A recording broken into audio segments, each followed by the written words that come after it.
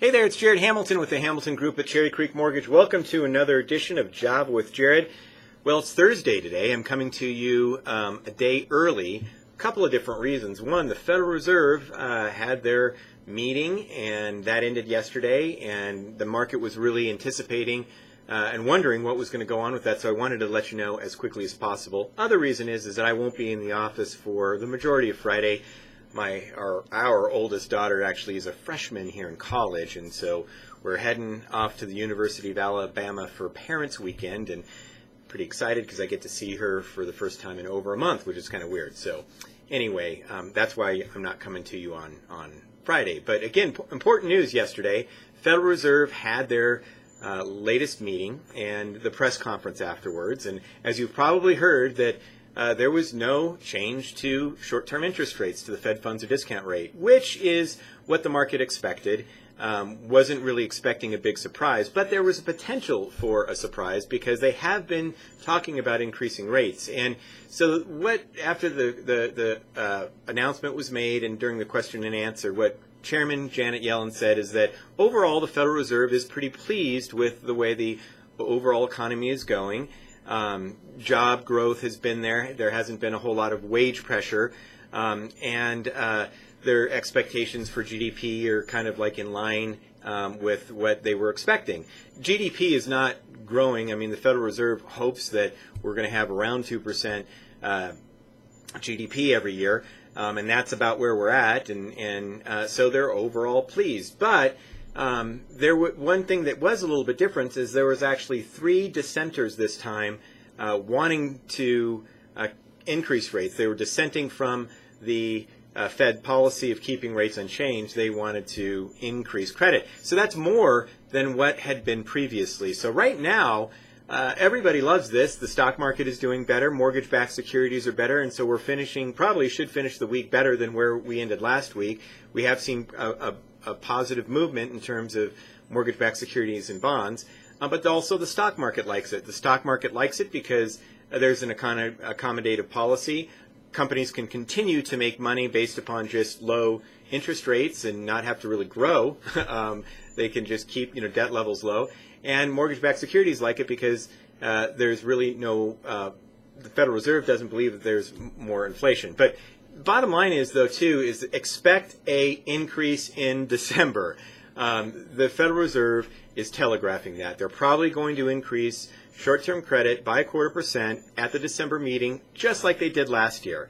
Now, also remember, last year, when they did that, we saw interest rates improve. So your average consumer is not going to know how that's going to work or whatever, but so you can maybe use it to your advantage in that the consumers are going to see that interest rates go up, and it's going to spur a little bit of buying because they think interest rates could be affected later on down the road, but it probably is going to have a positive effect, believe it or not, because the aspects for inflation, which is Federal Reserve's archenemy, goes down when the monetary policy tightens a bit. So, and in the face of the fact that we're not growing at a huge rate, so the Federal Reserve isn't really trying to curb inflation happening now. They're trying to curb inflation potential later, but also the reason that they're doing it is because the Federal Reserve wants to put some more bullets back into the gun when we go into a recession, and they can ease credit and become more accommodative.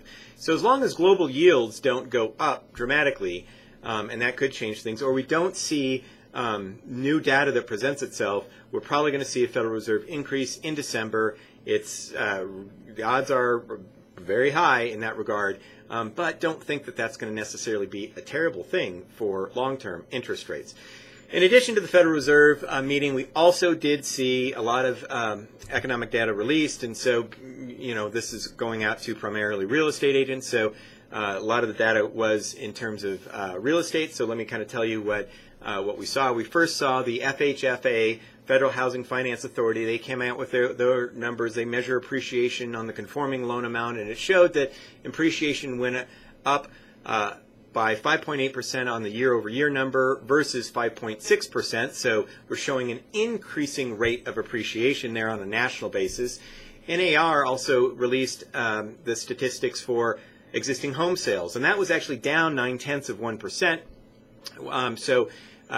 But that's coming off the heels of some of the best numbers we had seen in the previous months before. So while that is down from what it was before, it was at record levels, so it's still at a very good level. Also, some interesting statistics that the National Association of Realtors released in that report was that they believe, the year-over-year numbers show appreciation on a national basis happening at 5.1%, so a little bit less than the FHFA, but this also, the NAR statistics take into account the jumbo side of the equation, which those just don't appreciate quite as quick, so that's the difference there. Also saying that first-time home buyer percentage of the markets have actually come down. It was in the mid 30%, and now we're at about a 31%, so not as many first-time home buyers are accounting for the percentage of overall home sales, so it's only 31%, so that's been decreasing.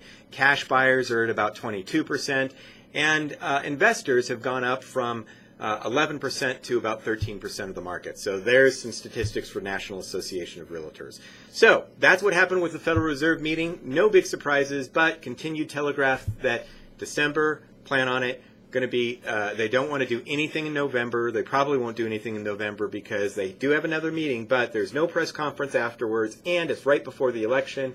Typically, Federal Reserve doesn't do anything right before the election because they don't want to spook the markets and affect the potential results of the election. So that's what's going on with Java with Jared. If you have any questions, always please feel free to give us a call. Even though I am going to go visit my daughter, my team is working hard behind the scenes, so if you're working this weekend, so are we. Give us a call and we'd be happy to help. Thanks for joining me with Java with Jared, and we'll talk to you soon. Bye-bye.